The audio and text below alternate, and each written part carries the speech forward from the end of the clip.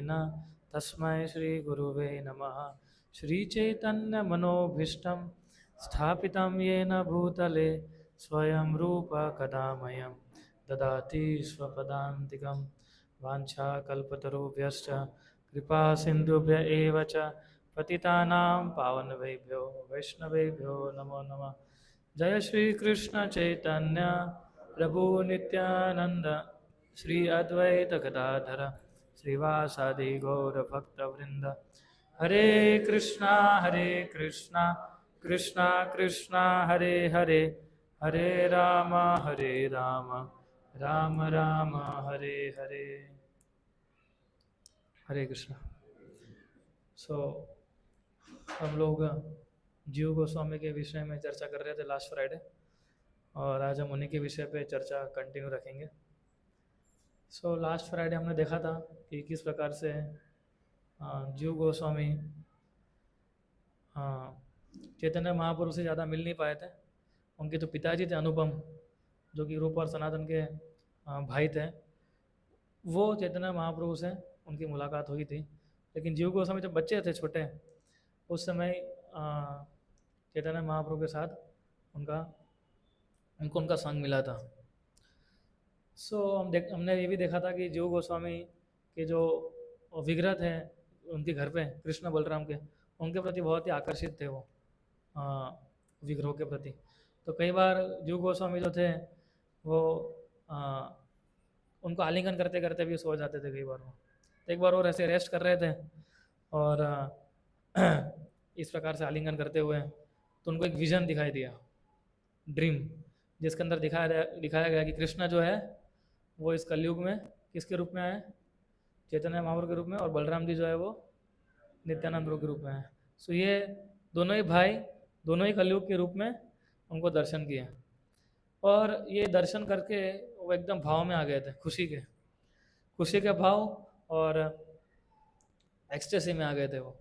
और उनकी एक ही डिज़ायर फिर बची थी कि किस प्रकार से वो घर छोड़े और चैतन्य महाप्रभु और नित्यानंद प्रभु की सेवा करें। बचपन से ही, और उनको मालूम था कि मेरे जो अंकल हैं रूप और सनातन, वो किस प्रकार से चैतन्य महाप्रभु एकदम नज़दीकी संग में थे। लेकिन हमने ये भी देखा कि क्योंकि वो छोटे थे और उनकी माता नहीं चाहती थी कि वो सब कुछ घर बार छोड़ के उनके चाचाओं के पथ पर निकल जाए वो, इसलिए उन्होंने थोड़ा वेट किया जीव गोस्वामी ने, और उसके बाद वो रवाना हुए।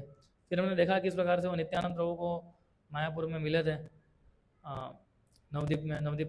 फर्स्ट नवद्वीप परिक्रमा करवाई नित्यानंद प्रभु ने, और फिर नित्यानंद प्रभु ने उनको उपदेश दिया कि आप जो है, आपकी वादी फैमिली कहाँ पर है? वृंदावन में, आप जाके रूप और सनातन को सहयोग कीजिए। इस प्रकार से वो वाराणसी के रास्ते से वृंदावन पहुँचे थे जीव गोस्वामी। और फिर हमने देखा किस प्रकार से रूप गोस्वामी से उन्होंने दीक्षा लिया, और कितनी मिनियल सर्विसेज करते थे जीव गोस्वामी रूप गोस्वामी के लिए। उनके लिए लिखने के लिए पत्ते बनाना, उनका मसाज करना। हालांकि वो स्कॉलर थे, फिर भी इस प्रकार की हर एक प्रकार की मिनियल सर्विसेज जो थे वो करते थे। और रूप गोस्वामी काफ़ी प्रभावित थे उनके इस आचरण से। रूप गोस्वामी टेस्ट करना चाहते थे कि भले इतना पढ़ा लिखा है, लेकिन क्या उसके अंदर विनम्रता का भाव है कि नहीं है। जिससे हमें मालूम पड़ता है कि हम कितने पढ़े लिखे हैं वो इतना इम्पोर्टेंट नहीं है, लेकिन हमारा एटीट्यूड क्या है वो इम्पोर्टेंट है भक्ति में। तो ये रूप गोस्वामी जीव गोस्वामी के थ्रू हमें सिखाना चाहते हैं ना। आप कितने बड़े पंडित हो, आप कितने बड़े शास्त्र के विद्वान हो, लेकिन अगर हमने हमारे आचरण में अगर उसको नहीं लाया है या लाने का प्रयास नहीं कर रहे हैं, तो फिर वो किसी काम में नहीं आएगा पढ़ा हुआ। सिंसियर रीडिंग और हियरिंग का रिज़ल्ट होता है कि हम जो है वो प्रयास करें कि हमारे आचरण में और हमारे व्यवहार में सुधार आए ना। कम से कम प्रयास करें हम लोग, क्योंकि एक्चुअल परफेक्शन लाना वो तो पता नहीं कितने लोग ला पाएंगे, लेकिन एटलीस्ट हम प्रयास करेंगे तो हम अचीव कर पाएंगे। तो ये रूप गोस्वामी जीव गोस्वामी के माध्यम से हमें सिखा रहे हैं। और जीव गोस्वामी ने इतनी विनम्रता से सेवा की, और जिस कारण से उन्होंने रूप गोस्वामी की कृपा थी उसको आकर्षित किया, और फिर रूप गोस्वामी ने उनको दीक्षा भी दिया। फिर हमने देखा किस प्रकार से वो पंडित आया था, है ना, और किस प्रकार से डिबेट हुआ जीव गोस्वामी ने उसको 7 दिन में हरा दिया। और ये देखते हुए जीव गोस्वामी रूप गोस्वामी ने जीव गोस्वामी को वृंदावन से निकाल दिया। बोले इतना समय है आपके पास, क्या आप इतनी सारी बहस कर सकते हो? लेकिन ऐसा एक बार नहीं हुआ था, ऐसा ये इंसिडेंट हुआ, उसके बाद एक बार ऐसा इंसिडेंट हुआ था। क्योंकि जीव गोस्वामी ही वॉज यंग, बहुत यंग थे वो।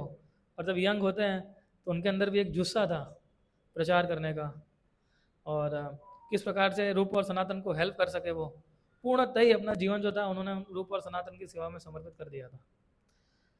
तो एक बार वल्लभाचार्य जो जो वल्लभाचार्य जो हम बोलते हैं पुष्टि मार्गी, सो वल्लभाचार्य एक बार रूप और सनातन को विजिट किए वृंदावन में। एक्चुअली वल्लभाचार्य चैतन्य महाप्रभु के समय ही प्रकट हुए थे, वो भी साथ में थे, वल्लभाचार्य और चैतन्य महाप्रभु। और चैतन्य महाप्रभु, क्योंकि वो चैतन्य महाप्रभु से बड़े थे, और भले उनका फिलोसॉफिकली डिफरेंस बहुत रहा है, लेकिन फिर भी चैतन्य महाप्रभु उनकी बहुत रिस्पेक्ट करते थे, क्योंकि उम्र में उनसे बड़े थे वल्लभाचार्य। तो और चैतन्य महाप्रभु ने, और क्योंकि चैतन्य महाप्रभु का ऐसा व्यवहार देखा वल्लभ भट्ट या वल्लभ आचार्य के प्रति, तो रूप और सनातन जो थे कि वो समझ गए कि ये भी एक बहुत बड़े वैष्णव है, ये भी सीनियर है, और जिस प्रकार से चैतन्य महाप्रभु उनको रिस्पेक्ट दे रहे हैं उसी प्रकार से हमें भी उनकी रिस्पेक्ट करनी चाहिए। तो जब वल्लभाचार्य एक बार वृंदावन में आए तो रूप और सनातन से मिले, और रूप गोस्वामी उस समय भक्ति रसामृत सिंधु लिख रहे थे, और जैसे भक्ति रस सिंधु लिख रहे थे तो कुछ चीज़ें वो पढ़ने लगे वल्लभाचार्य। उन्होंने पहले मंगलाचरण पढ़ा, जो इंट्रोडक्टरी जो श्लोका थे वो पढ़ने शुरू किए। वल्लभाचार्य ने जब ये पढ़ा और ये सुना तो बहुत प्रसन्न हो गए थे कि क्या लिखावट है आपकी, और ये जो सारे प्रिंसिपल्स हैं, लेकिन वो बोले कि आपने जो प्रिंसिपल लिखे हैं वो सारे सही नहीं है। इस प्रकार से उन्होंने टिप्पणी दी, किसको? रूप गोस्वामी को। तो रूप गोस्वामी जो थे हम देखेंगे वो विनम्रता की मूर्ति थे, रूप और सनातन दोनों ही। तो कभी भी इन गोस्वामियों के अंदर आप देखेंगे, इन जितने भी गोस्वामी हैं उनके अंदर वैष्णव सिद्धांत या वैष्णव एटिकेट हम बोल सकते हैं, सदाचार पूर्णतः मात्रा में प्रस्तुत था उन सभी गोस्वामियों के अंदर। और अगर एक चीज़ अगर हम गोस्वामी सीखना चाहें, अगर हम ले सकते हैं तो यही चीज़ सबसे इंपॉर्टेंट चीज़ सीखनी चाहिए हमें उनसे। और उनकी किताबों के माध्यम से हम देख सकते हैं कि इतना रिच कंटेंट उन्होंने हमें दिया, लेकिन फिर भी उनके आचरण में कितनी सिंप्लिसिटी है। ये सिंप्लिसिटी जो है वो कृष्ण को आकर्षित करती है।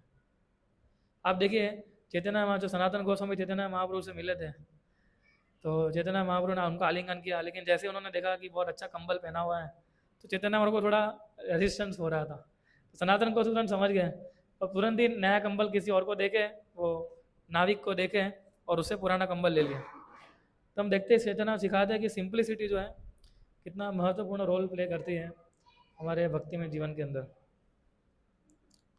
और रूप और सनातन आपको पता है, जब नवाब हुसैन जिसके वहाँ वो काम करते थे, जब वो आया था फर्स्ट टाइम, तो उसने देखा रूप और सनातन और अनुपम तीनों भाइयों को देखा उसने, और उसने देखा कि तीनों भाइयों को अंदर बहुत ही ज्ञान है, और तरह तरह प्रकार का, यानी आध्यात्मिक ज्ञान की बात नहीं कर रहे हैं, पॉलिटिकल, डिप्लोमेसी, हर एक प्रकार का ज्ञान इन तीनों भाइयों के पास उन्होंने बोला कि है। तो नवाब हुसैन ने सोचा कि आप लोगों को किसके लिए काम करना चाहिए? मेरे लिए काम करना चाहिए। तो रूप सनातन और अनुपम इन्होंने पहले मना कर दिया कि हम इस प्रकार से काम नहीं करेंगे। तो नवाब हुसैन ने उनको धमकाया कि अगर आप तीनों ने मेरे लिए काम नहीं किया तो जितने भी हिंदू लोग हैं आपके विस्तार के, उन सबको हम बहुत परेशान करेंगे, उनकी दुकानें तोड़ देंगे, उनके घर जला देंगे, उनकी स्त्रियों के साथ खराब व्यवहार करेंगे। इस प्रकार से उनको धमकाया रूप सनातन और अनुपम को। और वो इतना दया थी उनके अंदर, और उन्होंने बताया कि इनको तो परेशान करूंगा लेकिन आप लोगों को भी नहीं छोड़ूंगा मैं।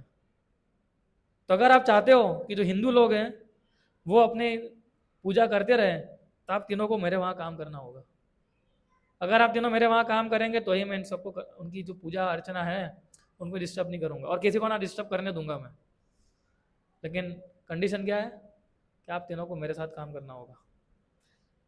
तो दूसरे लोगों को परेशानी ना हो, इसलिए रूप और सनातन ने नहीं चाहते हुए भी नवाब हुसैन शाह के वहाँ काम करना शुरू किया। और ऐसा बताते हैं कि बहुत ही खराब परिस्थिति के अंदर वो तीनों भाई जो थे वो काम कर रहे थे, यानी बिल्कुल भी इच्छा नहीं। आप सोचिए, हमें कोई काम करने की इच्छा ना होती हो लेकिन फिर भी करना पड़ता तो कैसा होता है हमें भी, है ना। सो बिल्कुल इच्छा नहीं थी इन तीनों की करने की, पर out of comparison to other living entities, जो दूसरे जीव थे, जो दूसरे लोग थे, उनकी करुणता के वश आके रूप और सनातन ने ये जॉब एक्सेप्ट किया। उनको एक्सेप्ट करना पड़ा था एक्चुअली, है ना।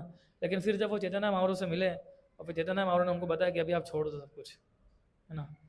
और फिर कुछ समय के बाद इन्होंने छोड़ दिया था। सो ये विनम्रता और ये सहनशीलता लेके रूप गोस्वामी ने, एक्चुअली रूप गोस्वामी जो लिखा था गलत नहीं था कुछ भी, लेकिन वल्लभाचार्य क्योंकि उनसे बड़े थे और चैतन्य महाप्रभु को रिस्पेक्ट करते थे, इसलिए उनके सामने बोले नहीं वो, है ना। तो इससे हमें सीख सकते हैं कि जो हमारी उम्र में बड़े हो, है ना, खास करके जो बुजुर्ग व्यक्ति हैं, जो हमारी उम्र में बड़े हो, जो वरिष्ठ वक्त हैं, उनके साथ अगर भले भी अगर हम सही है लेकिन वो गलत है, फिर भी इस प्रकार के व्यवहार अगर हम करते हैं तो रूप गोस्वामी उनके स्वयं के उदाहरण से सिखा रहे हैं हमें। तो उन्होंने क्या किया, रूप गोस्वामी को मालूम था कि ये मैंने लिखा है वो गलत नहीं लिखा है ना, पर उन्होंने उनके साथ बहस नहीं किया। आउट ऑफ ह्यूमिलिटी उन्होंने बताया कि ये पूरी मैन्युस्क्रिप्ट लीजिए, आप एक दो पेज क्यों पढ़ रहे हैं, पूरी की पूरी मैन्युस्क्रिप्ट लीजिए, इसमें आपको जो चेंज लग रहा है इसको पढ़िए, अगर आपको कुछ चेंजेस लगते हैं उसमें कीजिए, तब तक मैं यमुना में स्नान करके आता हूँ। तो रूप गोस्वामी यमुना में स्नान करने गए और वल्लभाचार्य जो थे उनकी मैन्युस्क्रिप्ट को वो पढ़ रहे थे और चेंजेस कर रहे थे। उसमें जीव गोस्वामी आए, क्योंकि जीव गोस्वामी उनके सर्वेंट के रूप में, असिस्टेंट के रूप में काम करते थे। तो जीव गोस्वामी को देखा उन्होंने कहा कि इतना तेजस्वी यंग मैन कहाँ से आया ये, और उन्होंने पूछा कि आप कौन है, तो उन्होंने बताया कि मैं रूप गोस्वामी का शिष्य हूँ, आई एम स्टूडेंट ऑफ रूप गोस्वामी, और उनका विनम्र सेवक हूँ मैं। इस प्रकार से उन्होंने अपना इंट्रोडक्शन दिया जीव गोस्वामी ने। क्या इंट्रोडक्शन दिया कि मैं उनका विनम्र सेवक हूँ। ये नहीं बोला कि मैं वाराणसी में विद्यापति वाचस्पति से इतना डिग्री लेके आया हूँ, है ना, मैं ये लिखा है वो लिखा है, ऐसा नहीं। मैं क्या हूँ, I am just an humble servant of रूप गोस्वामी। और फिर जैसे उन्होंने देखा ये, तो उन्होंने विनम्रता से पूछा कि क्या आप बता सकते हैं कि मेरे जो गुरु महाराज हैं उन्होंने जो लिखा है भक्ति रसामृत सिंधु, उसमें क्या टूटियाँ लग रही है आपको। सो वल्लभाचार्य तुरंत ही उनके जो एरर्स थी वो पॉइंट आउट करने लगे रूप गोस्वामी की भक्ति रसामृत सिंधु में। और जीव गोस्वामी बहुत ही पोलाइटली, देखो रूप गोस्वामी ने क्या सिखाया हमें, एक चीज़ ये सिखाई कि अगर कोई वरिष्ठ भक्त है उनके कैसे व्यवहार करना चाहिए, उनके साथ कुछ भी किए बिना, भले वो सही है गलत है उसको देखे बिना जस्ट एक्सेप्ट, ठीक है। जीव गोस्वामी ने एकदम पोलाइटली और विनम्रता के पूर्वक उनको आंसर देने लगे। जैसे वल्लभाचार्य बोल रहे थे कि आपने ये गलत लिखा है, तो पोलाइटली उनको एक्सप्लेन करते थे कि देखिए उन्होंने गलत नहीं लिखा है, उन्होंने ये लिखा है, उसके पीछे का तात्पर्य जो है वो ये है। तो उस प्रकार से जीव गोस्वामी ने वल्लभाचार्य के हर एक पॉइंट धीरे धीरे विनम्रता से डिफीट करने लगे है ना, जो भी वो बोलते थे उसको डिफीट करते जा रहे थे, और इन ग्रेसियस और लविंग वे में, है ना। ऐसा नहीं कि, है ना, आप कौन होते हो, रूप गोस्वामी इतने बड़े आचार्य हैं, उनके ऊपर टिप्पणी में करेक्ट करने वाले। हाँ, मैं बताता हूँ गलती किसकी है, किसके अंदर है ना। तो रूप गोस्वामी की तकलीफ नहीं है, कुछ तकलीफ आपके अंदर है। तो इस प्रकार से नहीं, लेकिन एकदम प्रेम से और आसानी से उन्होंने धीरे धीरे करके उनका पॉइंट जो थे डिफीट करने लगे वो। तो अगर हमें ऐसा कई बार लगता भी है कि जीव गोस्वामी ने खुद के लिए नहीं किया था, किसके लिए किया था, रूप गोस्वामी के लिए किया था। खुद के लिए हमेशा क्या है, अमानी न मान देना कीर्तन सदाहरि, खुद के लिए ये प्रिंसिपल है, ये खुद को मान की इच्छा नहीं रखनी चाहिए, दूसरों को मान देना चाहिए, और वृक्ष की तरह सहनशील बनना चाहिए, और घास के तिनके की तरह विनम्र बनना चाहिए। ये खुद के लिए प्रिंसिपल है। लेकिन अगर किसी दूसरे भक्त जो है अगर उसमें ऐसा होता है, इसलिए देखो रूप गोस्वामी रूप को अपने सिखा रहा है कि अपने आप में वो सिखा रहे हैं कि जब उनको बताया गया तो उन्होंने कुछ डिफेंड नहीं किया अपने आप, है ना। लेकिन जीव गोस्वामी धीरे धीरे धीरे धीरे करके रूप गोस्वामी को डिफेंड कर रहे थे। तो इतना वल्लभाचार्य ने सोचा कि अगर ये शिष्य इनका इतना गुणवान है और इतना ज्ञानी है, तो रूप गोस्वामी कितने ज्ञानी होंगे और कितने गुणवान होंगे। तो ये देखते हुए वो रूप गोस्वामी के पास गए, यमुना में चले गए जहाँ वो स्नान कर रहे थे वल्लभाचार्य। और वहाँ पर जाके वल्लभाचार्य रूप गोस्वामी से बताए कि मुझे दंडवत प्रणाम किया रूप गोस्वामी को उन्होंने, कि आप मुझे माफ़ कर दीजिए कि मेरे एरोगेंस, यानी कि मैं अपने आप को बहुत महान समझ रहा था, इसलिए मैं गलती कर बैठा कि आपके जो किताब है उसके अंदर मैं कमेंट्स देने के लिए, तो प्लीज़ फॉरगिव मी, है ना। तो आप मुझे माफ़ कीजिए। और आपके जो शिष्य हैं उन्होंने बहुत अच्छे तरीके से मुझे बताया कि आपके हर एक जो पॉइंट है वो कितने इम्पोर्टेंट है। तो रूप गोस्वामी तो विनम्र थे, वो भी सामने प्रणाम किया, उनको खड़ा किया, उनको बताया कि आप कृपया करके मुझे माफ़ कीजिए कि इस प्रकार का व्यवहार जीव गोस्वामी ने किया। तो और Vallabhacharya with great love in his heart, यानी उनके हृदय जो था वो एकदम प्रेम पूर्वक वो वहाँ से निकल गए वल्लभाचार्य जो थे। फिर रूप गोस्वामी जीव गोस्वामी के पास आए और जीव गोस्वामी को बताया कि आपको प्रॉब्लम क्या है। आप जो कर रहे हो क्यों कर रहे हो, एक बार तो समझाया था ना, वो वापस भेज दिया था मथुरा, वृंदावन छुड़वा दिया था उनसे। उन्होंने देखा कि आपको पता नहीं कितने सीनियर वैष्णव है ये, चैतन्य महाप्रभु उनकी रिस्पेक्ट करते इतनी, तो आप कौन होते हैं उनको सुधारने वाले। और रूप गोस्वामी बताया कि जब मैं दे रहा हूँ उनको मेरी मैन्युस्क्रिप्ट करने के लिए, देन व्हाई यू आर। और उन्होंने बताया कि out of proper attitude, out of proper etiquette, आपको उनकी सीनियरिटी की पोजीशन है उसको देखना चाहिए था, और you should have tolerated that thing, है ना। Whatever he said against me you should have tolerated, right. So तो तुमको क्या जरूरत इतना एकदम खड़ा होकर और अपने सीनियर के अगेंस्ट में जाने की, है ना, सीनियर वैष्णव के अगेंस्ट में जाने की। और इस प्रकार से आपने विनम्रता की जो सीमा है उसको लांघ दिया है। सो ये हैवी वर्ड्स होते हैं और जीव गोस्वामी को बहुत लग गए, है ना। और फिर तुरंत उन्होंने रूप गोस्वामी को प्रणाम किया, लेकिन ईश्वर को बहुत ज़्यादा आघात लग गया था जीव गोस्वामी को, कि रिपेंटेंस, मतलब बहुत रिपेंटेंस होने लगा उनको कि मैं क्यों इतनी गड़बड़ करता हूँ। वो सोचे कि मैं इतना अपने आप को बहुत महान समझता हूँ, मेरे अंदर विनम्रता बिल्कुल नहीं है, मैं एकदम पतित हूँ। एक्चुअली जीव गोस्वामी ऐसा नहीं थे, लेकिन खुद को ऐसा समझ रहे थे वो, और इसलिए वो व्रज में नंद घाट करके जगह है, वो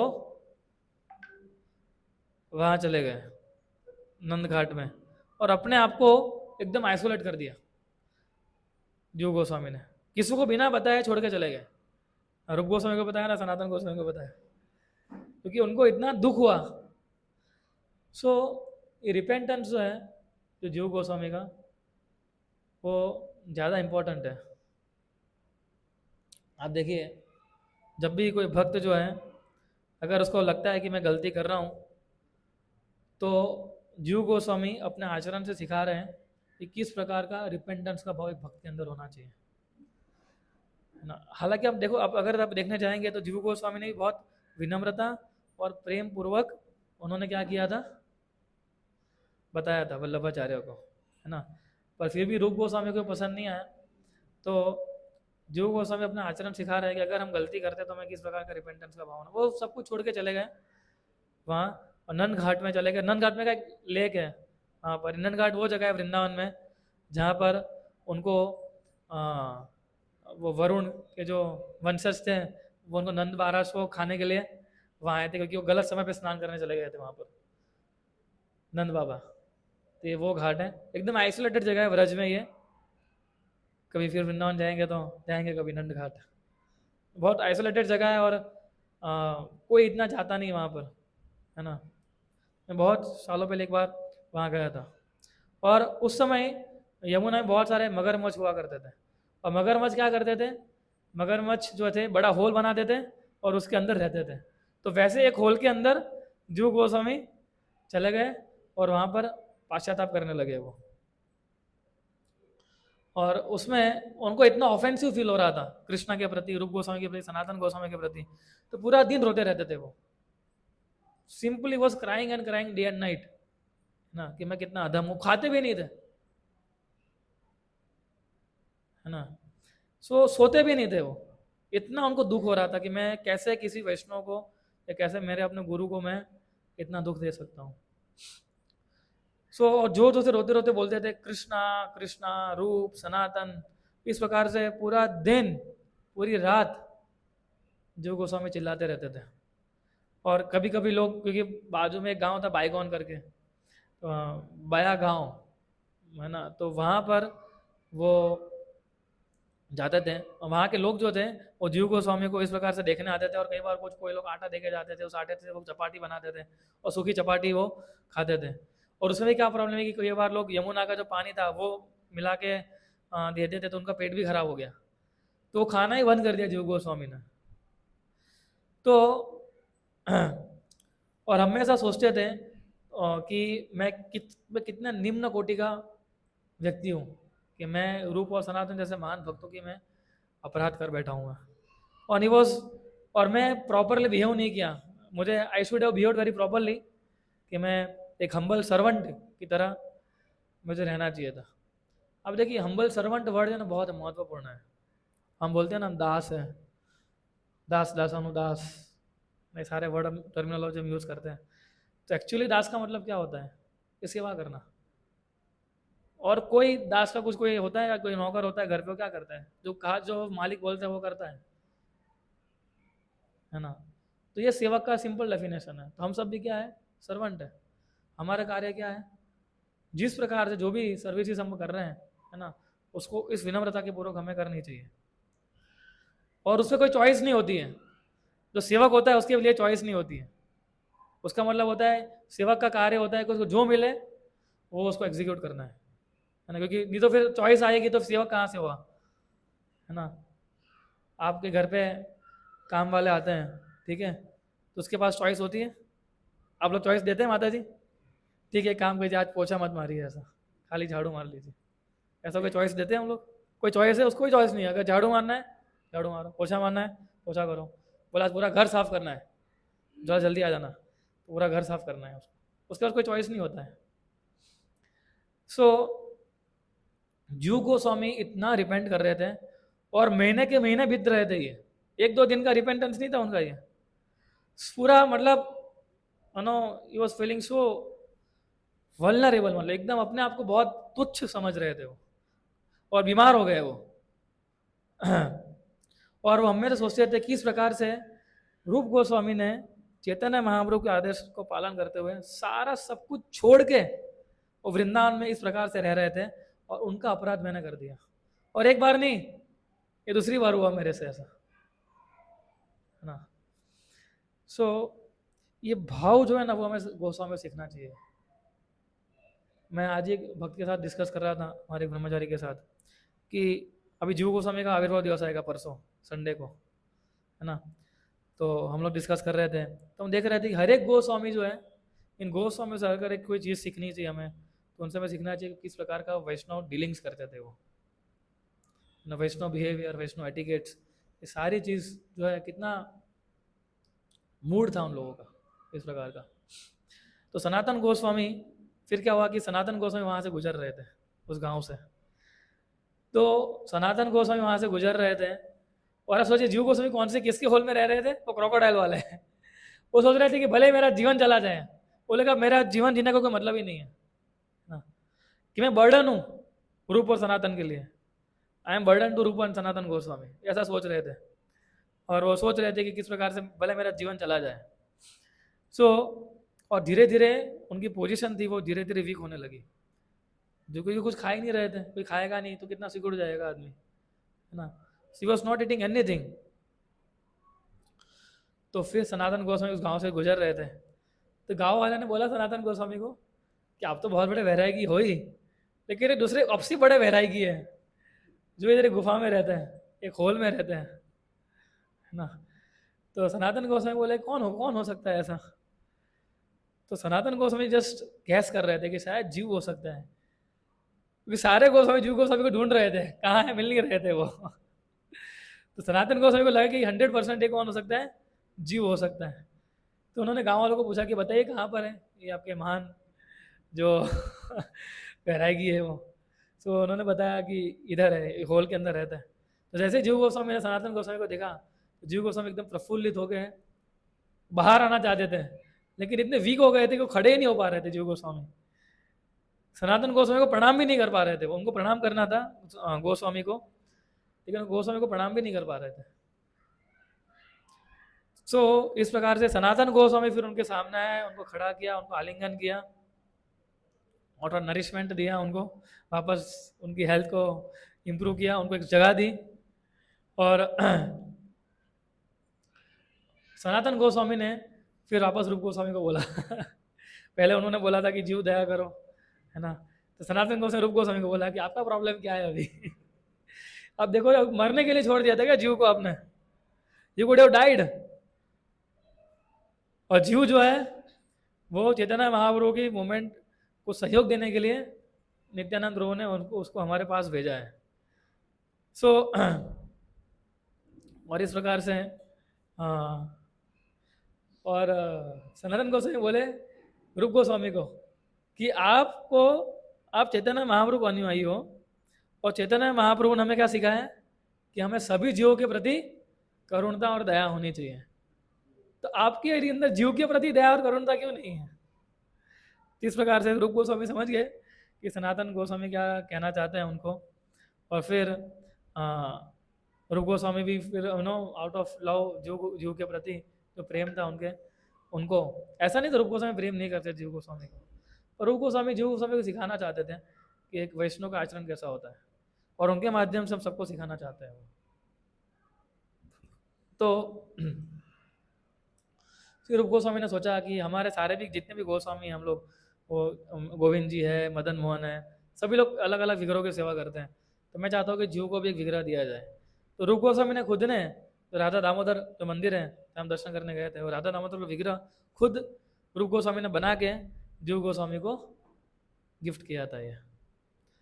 और फिर से जीव गोस्वामी वापस अपनी जो सेवा थी उसके अंदर वापस आ गए थे, फिर से उन्होंने लिखना शुरू किया जीव गोस्वामी ने, और रूप गोस्वामी को असिस्ट करना शुरू किया। And he became more influence. अब सोचिए, इवन रूप और सनातन ने जब व्हेन ही डिपार्टेड, उन्होंने जब शरीर छोड़ दिया रूप गोस्वामी सनातन गोस्वामी ने, उसके बाद तो जीव गोस्वामी और फेमस हो गए थे।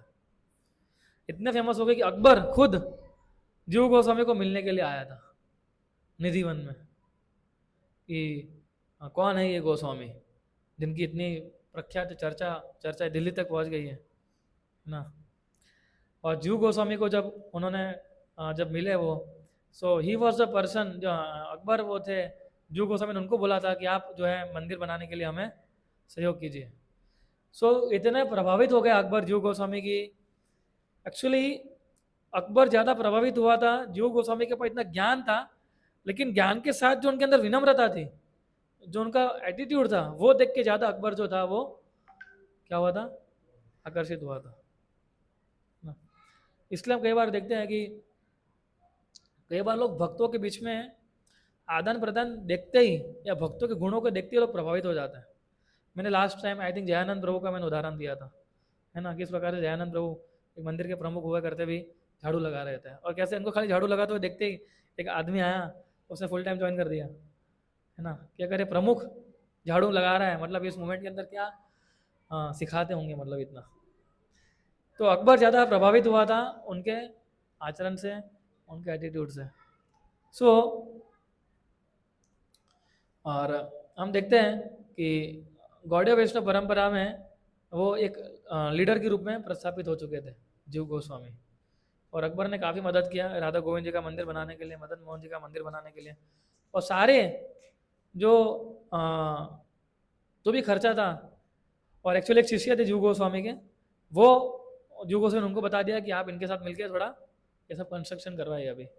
And Radha Damodar temple became the epitome of, जो जगह थी निधिवन, राधा दामोदर मंदिर था, that became epitome of meeting place of all 6 Goswamis.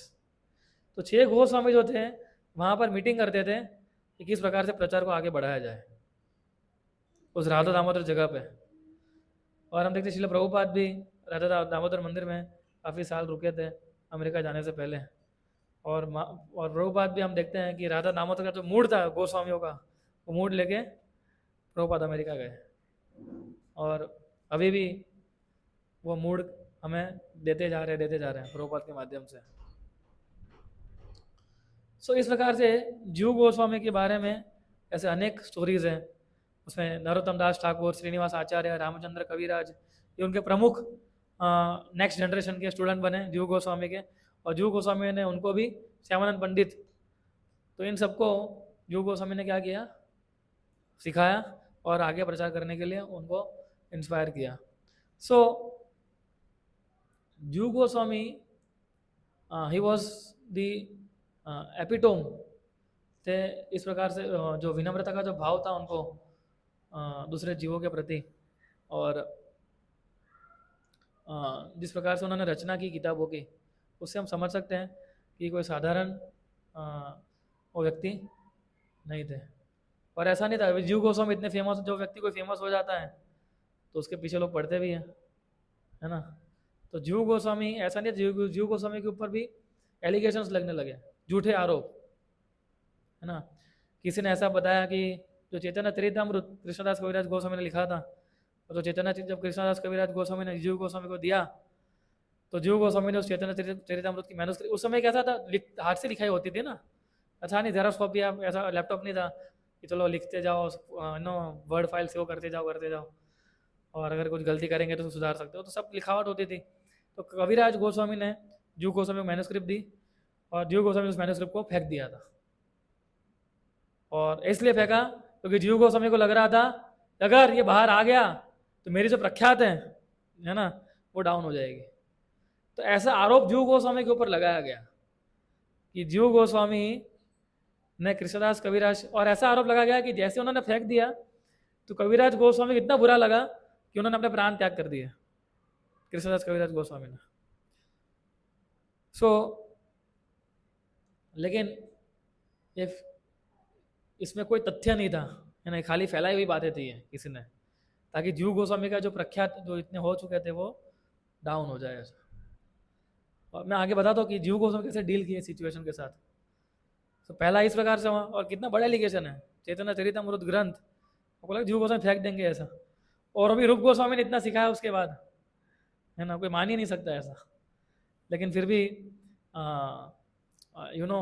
इस प्रकार से उनको बताया गया। फिर दूसरा तो इससे भी ज़्यादा बड़ा आरोप लगाया गया जीव गोस्वामी के ऊपर।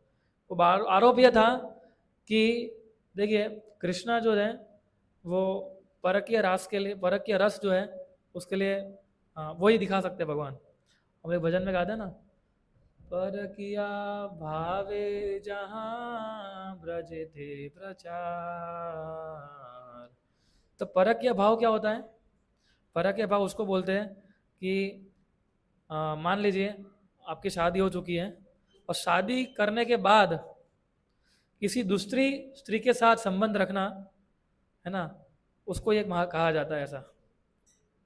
तो ये कृष्ण का भाव था कि इतना सब कुछ होने के बाद भी राधा रानी के साथ वो रहते थे, तो ये परक के भाव है। लेकिन सारे लोग आरोप ये लगा रहे थे कि जीव गोस्वामी के ऊपर, कि जीव गोस्वामी ने परकीय भाव को इंपॉर्टेंस नहीं दिया और स्वकीय भाव को इंपॉर्टेंस दिया। स्वकीय भाव मतलब कि कृष्ण और राधा रानी की शादी हो चुकी है और उस भाव को ज़्यादा इंपॉर्टेंस दिया। तो परकीय भाव जो है केवल कृष्ण ही कर सकते हैं, है ना, वो हम जैसे जीवों के लिए नहीं है ना। कई बार इसलिए जीव गोस्वामी इस स्वकीय भाव में इसलिए थोड़ा इंपॉर्टेंस दिया क्योंकि दूसरे लोग सहजया बनते जा रहे थे। सहज यानी ढोंगी, वो लोग भी सोच रहे थे कि हम भी परकीय भाव में, तो वो भी अपनी पत्नी को रखते थे और दूसरे स्त्रियों के साथ भी संबंध रखते थे। तो बोले हम भी, अगर ये परकीय भाव सबसे बड़ा भाव है तो उसको डाउन करने के लिए जीव गोस्वामी ने स्वकीय भाव को थोड़ा सिग्निफिकेंस दिया। तो ये एक्चुअली बहुत बड़ा फिलोसॉफिकल डेविएशन माना जाता है, क्योंकि कृष्णा की पूजा परकीय भाव में की जाती है और वो केवल कृष्ण ही कर सकते हैं और कोई नहीं कर सकता, है ना। अगर हम ऐसा बोले किसी को, नया व्यक्ति को, वो तो बेचारा चौंक जाएगा, बोले करने की जरूरत ही क्या है कृष्ण को ऐसा, है ना। लेकिन कृष्ण कर सकते, भगवान है, भगवान है सारे नीति नियम से परे। भगवान ये दिखाना चाहते हैं कि मैं सारे नीति नियम से परे हूँ। Krishna wanted to show this, मैं कुछ भी कर सकता हूँ, क्योंकि मैं भगवान हूँ। हम ऐसा नहीं कर सकते ना, हमें जेल जाना पड़ेगा अगर हमने ऐसा किया तो। सो इसलिए इधर लिखा गया है कि अगर हम कन्वेंशनल पॉइंट ऑफ व्यू देखने जाए तो इमोरल है, ऐसा करना नहीं चाहिए आइडली, है ना। तो ये बहुत बड़ा उनके ऊपर आरोप लगाया गया जीव गोस्वामी के ऊपर। और इससे प्रभुपाद जी अपने एक प्रभुपाद जी कमेंट में लिखते हैं, ये इस खास करके इस जो एलिगेशन था ये वाला, उसमें प्रभुपाद लिखते हैं कि प्रभुपाद लिखते हैं जब जीव गोस्वामी जीवित थे उस समय उनके जो फॉलोवर्स जो थे कुछ, वो परे के भाव को डिसलाइक करते थे। और देखो दोनों ही साइड हुआ था एक्चुअली, कि कुछ लोग सोचते हैं कि भगवान ऐसा कैसे कर सकते हैं, बोले थोड़ी ना कोई आचरण है ना, कृष्ण का ऐसा आचरण क्यों है, क्यों बोले 16,108 रानियां तो थी उनके पास, फिर भी ऐसा क्यों कर रहे थे वो। और दूसरा था कि लोग इमिटेट भी कर रहे थे, दोनों ही प्रॉब्लम थी, दोनों ही जगह प्रॉब्लम थी, है ना। तो पर क्या रस को एक्सप्लॉइट ना करे लोग, उसके लिए जीव गोस्वामी ने प्रभुपाद समझाते हैं कि ये उन्होंने स्टेप लिया। सो हम देखते हैं कि लेकिन प्रभुपाद बताते भी कि भक्तिनाथ ठाकुर और भक्ति सरस ठाकुर ने ये सारी अपनी कमेंट्रीज में लिखा है कि उसको हम लोग इस एलिगेशन हम लोग मानते नहीं है। लेकिन सीखने वाली बात यह है कि जीव गोस्वामी ने अपने जो ऊपर जो एलिगेशन लगे थे कि मैंने नहीं किया है, मैंने नहीं करने के लिए कुछ भी नहीं किया था उन्होंने, वो बोल रहे जी जी जो बोलना है बोल सकता है। मैं मेरे जो गुरु महाराज है कौन, रूप गोस्वामी, सनातन गोस्वामी, उनके पद चिन्हों पे मैं कार्य करूँगा ना। और जीव गोस्वामी जो थे वो जानते थे रूप और सनातन के भाव को, वो जानते थे नित्यानंद प्रभु के भाव को, वो जानते थे चैतन्य महाप्रभु का भाव क्या है, उस भाव के अनुसार जीव गोस्वामी ट्रेनिंग दे रहे थे अपने शिष्यों को। इसलिए अमंग जो चारे के चारे 6 गोस्वामी हैं, उसमें से खाली जीव को ही जो है जीव गोस्वामी को सिस्टमेटिक प्रचारक कहा जाता है, कि उन्होंने प्रॉपरली प्लानिंग के साथ बंगाल और उड़ीसा में उन्होंने खास करके इन 3 भक्तों को भेजा। किसको भेजा, नरोत्तम दास ठाकुर को, फिर श्रीनिवास आचार्य को और श्यामानंद पंडित को। विशेष रूप से इन 3 लोगों को जीव गोस्वामी ने भेजा बंगाल और उड़ीसा, और सब लोग पूरा भागवतम लिखते थे ये लोग और डिस्ट्रीब्यूट करते थे, और उसका ज्ञान जो थे वो अलग अलग जगह पर वो देते जा रहे थे। सो और इस प्रकार से धीरे धीरे हमारा वैष्णव लिटरेचर था वो ईस्ट इंडिया में फैलता रहा। और हम देखते हैं कि उनका फेम जो था वो धीरे धीरे बढ़ता गया, और एक भी एलिगेशन जो लगे ना उन्होंने अपने एलिगेशन को प्रूव करने की कोशिश की कि नहीं मैंने कुछ भी नहीं किया है। और उनके कुछ फेथफुल फॉलोवर्स भी थे जीव गोस्वामी के, तो समझते थे कि जीव गोस्वामी का भाव क्या है। कि जीव गोस्वामी का भाव बिल्कुल भी इस प्रकार का नहीं था कि वो इस प्रकार जो चेतन खास करके कविराज गोस्वामी के प्रति और परे के भाव के प्रति ये जो एलिगेशन लगे थे उनके ऊपर। सो एक भक्त जो होता है हम देखते हैं अगर वो कृष्णा कॉन्शियसनेस प्रॉपरली करता है तो सभी चीज़ों से कोई भी चीज़ उसके सामने वालों को भी डिस्टर्ब नहीं होता है वो, है ना। तो हमें उस स्तर पर आने की कोशिश करनी चाहिए कृष्ण भक्ति के अंदर। तो वो आता है कैसे, प्रैक्टिस करने से आता है ना। जितना ध्यान चैंटिंग अच्छे से करेंगे, प्रभुपाद की पुस्तकें ठीक से पढ़ेंगे, जो ऐसे आचार्यों के बारे में हम सुनेंगे, और जब हम उसके ऊपर कंटेम्पलेट करेंगे, हम जो रिकॉर्डिंग करते हैं इसलिए करते हैं ताकि आप लोग बाद में भी इसको सुन सको, क्योंकि एक बार सुनने से मुझे नहीं लगता है कि हम उसको जो ज्ञान है उसको हम लोग एसिमुलेट कर पाएंगे या उसको एब्जॉर्ब कर पाएंगे। एक्चुअली एब्जॉर्ब करना बहुत इंपॉर्टेंट होता है, जो हम पढ़ते हैं और जो हम सुनते हैं उसको, है ना। इसलिए एब्जॉर्ब करने के लिए क्या करना पड़ता है, चिंतन करना पड़ता है, मनन करना होता है। कि जब रात को जाते हैं सोने के लिए, सो वी शुड थिंक कि आज जो मैंने पढ़ा है और आज जो मैंने सुना है, तो you know how I can improve my self, मैं कैसे अपने आप को इम्प्रूव कर सकता हूँ ये टीचिंग्स के माध्यम के प्रति। तो एब्जॉर्प्शन बहुत इंपॉर्टेंट है भक्ति में। अगर एब्जॉर्प्शन नहीं आएगा ना तो हमारे कभी भी डंडी गुल हो सकती है हमारी, है ना। तो एब्जॉर्प्शन आने से ही आनंद आता है, फिर नेक्स्ट टाइम पे हम फिर ब्लिसफुल लगता है कृष्ण भक्ति। जैसे कृष्ण भक्ति क्या लगता है केवल हेडेक हो जाता है हमारे लिए, 16 माला हेडेक बन जाती है, 4 नियम हेडेक बन जाता है ना। फिर ऐसे मंदिर में आना, फ्राइडे प्रोग्राम में आना हेडेक बन जाता है। क्यों ऐसा होता है? क्योंकि हमने एब्जॉर्ब नहीं किया है उसको। तो क्योंकि जीव गोस्वामी ने इस प्रकार से एब्जॉर्ब कर लिया था, इसलिए उनको कुछ फर्क ही नहीं पड़ रहा था कि कौन क्या बोल रहा है, तो वो अपने आप में स्थिर थे। तो ये चीज़ हमें सीखनी चाहिए जीव गोस्वामी के आचरण से। काफ़ी सारी चीज़ें हम सीख सकते हैं, है ना। हमने देखा कि हर एक प्रकार के इंसिडेंट जीव गोस्वामी के साथ हुए हैं, है ना। ईच एंड एवरी, उन्होंने वो के कश्मीरी पंडित के साथ भी उन्होंने जंग छेड़ दी। वल्लभाचार्य के प्रति उन्होंने विनम्रता से बोला। आप सोचिए, इतना विनम्रता से उनको बोला, फिर भी रूप गोस्वामी को अच्छा नहीं लगा कि हाउ तुमने इनको करेक्ट क्यों किया। आप सोचिए। सो ये आचरण जो है बहुत इंपॉर्टेंट है। और क्योंकि जीव Goswami was totally absorbed in writing literature of Goswamis, कि जो रूप गोस्वामी लिटरेचर लिखे थे और आगे जो सेवा देके गए थे उसमें इतने एब्जॉर्ब हो चुके थे कि उनको ये सब चीज़ों को फर्क ही नहीं पड़ रहा था। इसलिए व्यक्ति जब सर्विस में एंगेज होता है, ठीक है, ठीक से, और प्रॉपर मूड से अगर वो सर्विस करता है, प्रॉपर मूड से चैंटिंग करता है, प्रॉपर मूड से अगर वो कृष्णा भक्ति को एग्जीक्यूट करता है, तो कभी वो डिस्टर्ब नहीं हो सकता है किसी भी परिस्थिति के अंदर। और कृष्ण ऐसी परिस्थिति हमारे जीवन के अंदर लाएंगे। हम जितना भक्ति अच्छा करेंगे उतनी परीक्षा भी बढ़ती जाएगी। कृष्ण क्या करते हैं? हमको प्योरीफाई करना चाहते हैं। जब तक हमारा हृदय शुद्ध हो, 100% हमारा हृदय शुद्ध नहीं होगा, तब तक हम वैकुंठ में, गोलोक में एंट्री नहीं ले सकते।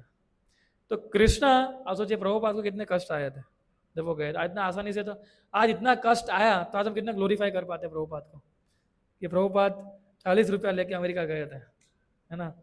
अगर प्रभुपाद एकदम फ्लाइट में गए होते और एकदम फर्स्ट क्लास में गए होते थे, हम बोल सकते थे ऐसा। तो स्ट्रगल, जब भक्तों के अंदर, जीवन के अंदर स्ट्रगल आती है इस प्रकार से, तो वो स्ट्रगल कृष्णा को बहुत आनंद आती है जब। और कृष्णा, आप देखिए प्रभुपाद के जाने के बाद उनके शिष्यों ने कितना ग्लोरीफाई किया प्रभुपाद को, और आज हम भी कितना ग्लोरीफाई कर रहे हैं प्रभुपाद को।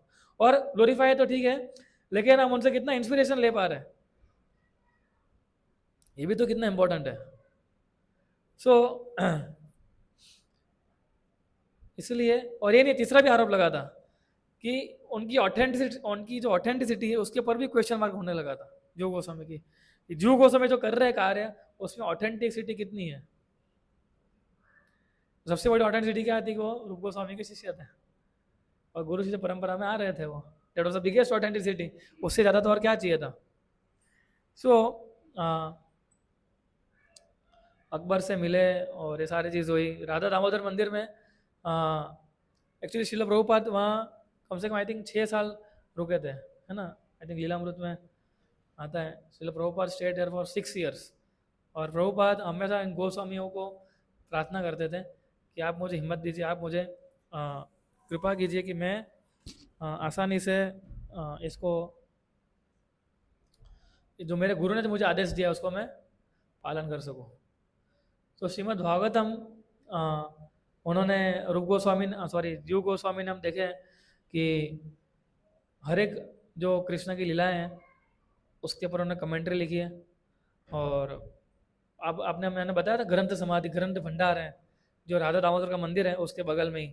ऐसे अगर आप सीधा देखेंगे तो लेफ्ट हैंड साइड में हमें ग्रंथ समाधि दिखती है, कि जहाँ पर इन गोस्वामी की जो पुस्तक है उनकी ग्रंथ की समाधि है। क्योंकि वो बुक्स तक इस प्रकार ऐसी लिखी हुई, इतनी हाई लेवल की है कि हम जैसे जीव कभी इसको समझ ही नहीं पाएंगे, इसलिए कोई इसको खोलता ही नहीं है उन किताबों को।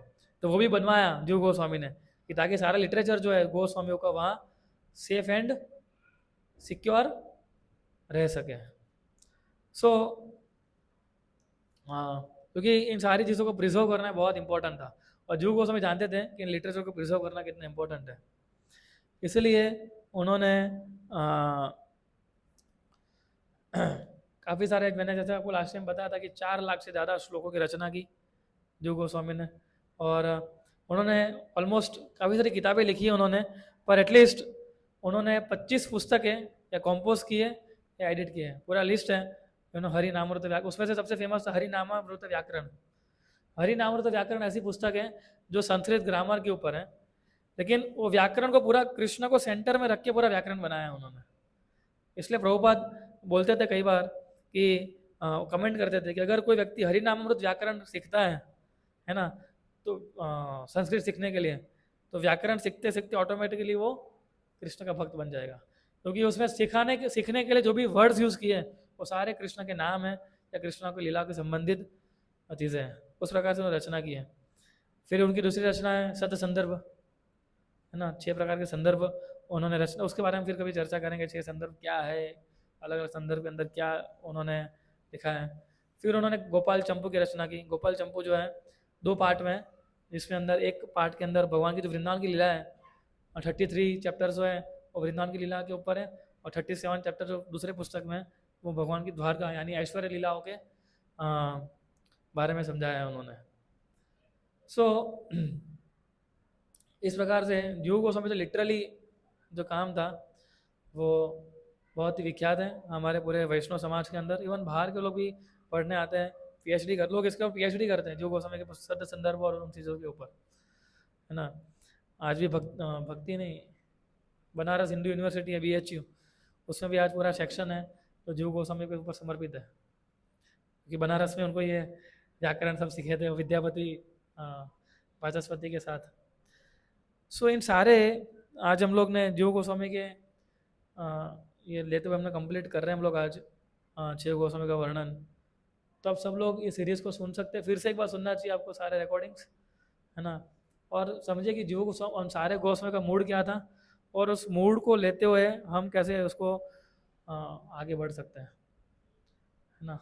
वी हैव टू लर्न, ये सब इन सब से हम सीखना है हमें।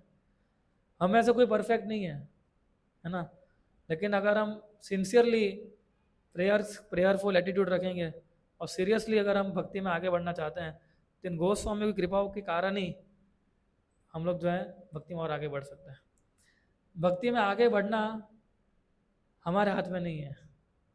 हमें ऐसा लगता है कि मैं 16 माला क्योंकि मैं 16 माला करता हूँ इसलिए मैं भक्ति में आगे बढ़ रहा हूँ, क्योंकि मैं ये कर रहा हूँ इसलिए भक्ति में आगे बढ़ता हूँ। नहीं, भक्ति टोटली डिपेंड होती है कृष्ण कृपा के ऊपर और वैष्णव की कृपा के ऊपर।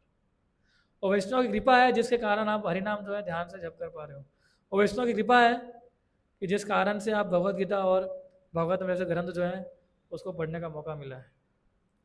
तो वो जब कृपा चली जाएगी तो हम कुछ नहीं है। सो इन गोस्वामियों से प्रार्थना करनी चाहिए। अभी जो है अभी नेक्स्ट 4-5 दिन बहुत इंपॉर्टेंट, जैसे कल एकादशी है, फिर वामन द्वादशी है संडे को, और जीव गोस्वामी का भी आविर्भाव दिवस है, फिर भक्ति विनोद ठाकुर का आविर्भाव दिवस है, फिर हरिदास ठाकुर का आविर्भाव दिवस है मंगलवार को। तो बैक टू बैक अभी हमारे गोस्वामियों के आविर्भाव तिरुभाव आ रहे हैं, है ना। 13 दिस, हाँ, और फिर प्रभुपाद ने संन्यास एक्सेप्ट किया था, वो डेट है ना। तो अभी अच्छा समय है कि हम इन गोस्वामियों के और हमारे जो आचार्य हैं उनके प्रति हम लोग कुछ सुन सकें और उनको उनकी कृपा मांग सकें। तो ये 5-6 दिन हर रोज हमें 25 माला करनी चाहिए आइडली, क्योंकि हर एक वामन द्वारा से विष्णु तत्व है वो तो वामन देव, है ना। और जीव गोस्वामी जो है हमारे प्रमुख आचार्य हैं, आचार्यों में से एक है। भक्तिनाथ ठाकुर भी हमारे प्रमुख आचार्यों में से एक है। तो हरिदास ठाकुर भी, वो तो नामाचार्य हैं, है ना। सो ये तो पूरा 4-5 दिन का फेस्टिवल जैसा होना चाहिए हमारे लिए, पर्सनल फेस्टिवल मनाओ उसमें। पर्सनल फेस्टिवल यानी कि रिफ्लेक्ट करो उनके जीवन के ऊपर, रिफ्लेक्ट करो कि हरिदास ठाकुर किस प्रकार से, हरिदास ठाकुर जो थे आप सोचिए मुस्लिम जन्म में मुस्लिम परिवार का जन्म हुआ था, लेकिन फिर भी किस प्रकार से चैतन्य महाप्रभु की कृपा को आकर्षित कर पाए थे वो। चैतन्य महाप्रभु की कृपा के कारण और उनका हरिनाम के प्रति इतना श्रद्धा के कारण, सॉरी, उनका हरिनाम के प्रति इतनी कृपा इतनी श्रद्धा के कारण और चैतन्य महाप्रभु की कृपा को कितना आकर्षित कर पाए थे वो हरिदास ठाकुर। हरिदास ठाकुर के ऊपर हम लोग फिर कभी चर्चा करेंगे, है ना। बहुत अच्छा उनके ऊपर भी पूरी उनकी स्टोरी है, किस प्रकार से वो नामाचार्य बने और किस प्रकार से उनका हरिनाम के प्रति कितना श्रद्धा था। सो इन सारे गोस्वामियों और हमारे आचार्यों के प्रति हमें इस भाव के साथ आगे बढ़ना चाहिए, है ना। तो हम जब भक्ति में आगे बढ़ते हैं तो ये सारी चीज़ जो है ये हमारा टेस्ट है। हम जब आगे बढ़ते अगर अपने आपको नापना हो हमें कि मैं भक्ति में आगे बढ़ रहा हूँ कि नहीं बढ़ रहा हूँ, तो कैसे नाप सकते हैं? इसी प्रकार से नाप सकते हैं कि हमारे आचरण में क्या है ना, कि हमारा व्यवहार किस प्रकार का है, तो जब हम लोग इसमें फोकस्ड वे से करेंगे, है ना, तो यही गोस्वामी हम पे कृपा करेंगे। जब प्रभुपाद देखते हैं, जब गौर निताई ऑल्टर में जब जाते हैं, जब चैतन्य और नित्यानंद प्रभु देखते हैं कि भक्त जो है ना, क्योंकि हम सबके हृदय के अंदर अनर्थास है, काम क्रोध लोभ मोह मद मत्सर एकदम भरे पड़े हैं, और इसको निकालना इतना आसान भी नहीं है। ऐसा मत समझे 1 साल 2 साल मैंने अगर 16 माला का जप कर रहा हो तो काम तो एकदम गायब ही हो जाएगा मेरे हृदय से। हाँ, लोभ जो है एकदम गायब ही हो जाएगा मेरे हृदय से, ऐसा नहीं होता है ना। तो लेकिन अब सिंसियर प्रयास करते हैं तो चैतन्य महाप्रभु और हमारे आचार्यगण वो देखते हैं कि एक डिवोटी कितना सिंसियर प्रयास कर रहा है, और वो जब कृपा करते हैं तो हमें ऐसा लगता है कि अरे ये चीज़ जो थी इतनी परेशान कर रही हो, अचानक कैसे चली गई, अचानक आउट ऑफ द वे निकल जाती हो। तो क्यों होता है? बिकॉज हमें कल सिंसियर एंडेवर करना है, बाकी इनकी कृपा के ऊपर निर्भर रहना है ना। We have to depend upon mercy of Vaishnavas and we have to give sincere efforts. तो सिंसियर एफर्ट्स देंगे तो ऑटोमेटिकली ये कृपा हमें मिल पाएगी, है ना। सो आप सबका बहुत बहुत धन्यवाद। तो आज हम लोग ये सीरीज समाप्त कर रहे हैं गोस्वामी की। सो अगले जो शुक्रवार आएंगे, सो कुछ नई सीरीज वी कैन स्टार्ट, है ना। कोई नई सीरीज हम लोग शुरू करेंगे, क्योंकि सीरीज की कमी नहीं है। तब तक मैं जिंदा हूँ, तब तक आप सब लोग जिंदा है, तब तक हम सीरीज लेते रहेंगे। और मौका मिला गोलक धाम में तो वहाँ पर भी सीरीज ले सकते हैं। सो कृष्णा कॉन्शियसनेस जो अनलिमिटेड है ना। कितना ही बोलो कितना भी सुनो, कभी ख़त्म नहीं होने वाला ये दिन। गोस्वामी से अभी जो आएगा ये दिन, तो हम लोग ये पूरा नेक्स्ट वीक जो है 17 से लेके 23 तारीख तक, यानी मंगलवार से लेके, ये मंगलवार से लेके सोमवार तक जो है हम लोग हरिनाम वीक मनाने वाले हैं। तो उसमें हम लोग बहुत सारी चीज़ें करेंगे जिसका हम बाद में अनाउंसमेंट करेंगे। लेकिन मेन चीज़ है, देखो ये सारी चीज़ें क्यों आती हैं, ऐसा तो कुछ भक्त नया नया क्यों लेके आते इतना, ताकि हम लोग कुछ नया करें। अभी नॉर्मल माला नहीं बढ़ाएंगे, लेकिन ऐसा कुछ आएगा तो माला बढ़ाते हैं कि हाँ आज जीव गोस्वामी का अगर हो जाए माला बढ़ानी चाहिए। अच्छा, वर्ल्ड होली नेम वीक है तो ठीक है, 7 दिन जो है मैं इतनी ये नियम लूँगा, ये माला बढ़ाऊँगा इस प्रकार से, या सुबह जल्दी उठ के 16 माला कंप्लीट करूँगा, या इस प्रकार से हम कुछ नियम बनाते हैं। तो जब ऐसे नियम बनाते हैं, so we should with complete faith and devotion, श्रद्धा भी चाहिए और डिवोशन भी चाहिए। दोनों अगर होगा तो ही हम लोग हमारे अनर्थों से मुक्ति पा सकते हैं। तो भी चांसेस है कि अनर्थों से मुक्ति पा पाओगे, है ना। वो भी जब किसी वैष्णव कृपा होगी तो राधा गोविंद जी देखेंगे, है ना। तो इसलिए सुबह उठ के जल्दी उठ जाना और इस प्रकार से कार्य करना बहुत इंपॉर्टेंट है चैंटिंग को। इसलिए ब्रह्म, आप सभी को अभी प्रयास करना चाहिए कि ब्रह्म मुहूर्त में हम लोग ज़्यादा से ज़्यादा माला कर सके अभी, है ना। ये नियम आप ले सकते हो कि जितना हो सके उतना ब्रह्म मुहूर्त में हम लोग उठ जाए, और जितनी माला हो सके 8 9, जितनी माला हो सके उतनी माला हमें करें। 16 कर सको तो बेस्ट है, उससे ऊपर तो कुछ हो ही नहीं सकता है ना। तपस्या है, लेकिन कृष्णा का भी नियम है कि तपस्या के बिना प्राप्त होते नहीं है ना। तो हम क्या कर सकते हैं उसमें अभी। So we should beg mercy of our Vaishnava acharyas and then we should continue our devotional service, ना। सो इस प्रकार से अगर हम करेंगे तो हम आसानी से इन गोस्वामियों को कृपा जो है हमें मिलेगी, और इन गोस्वामी जब कृपा मिलेगी तो भक्ति करना आसान हो जाता है फिर, है ना। भक्ति एकदम सिंपल बन जाती है हमारे लिए फिर। तो ये गेम एक्चुअली माइंड का ही होता है, इसमें कुछ और कोई गेम नहीं करता है हमारे साथ। गेम कौन करता है? हमारा खुद का मन ही करता है। बोलते माइंड गेम, तब जो भी कलाकारी जो होती है हमारे मन की होती है, और कोई व्यक्ति जो है उससे हम प्रभावित नहीं हो सकता है। तो मन कैसे नियंत्रण में आता है? सुनने से और हरिनाम जप करने से, ठीक है। So thank you very much.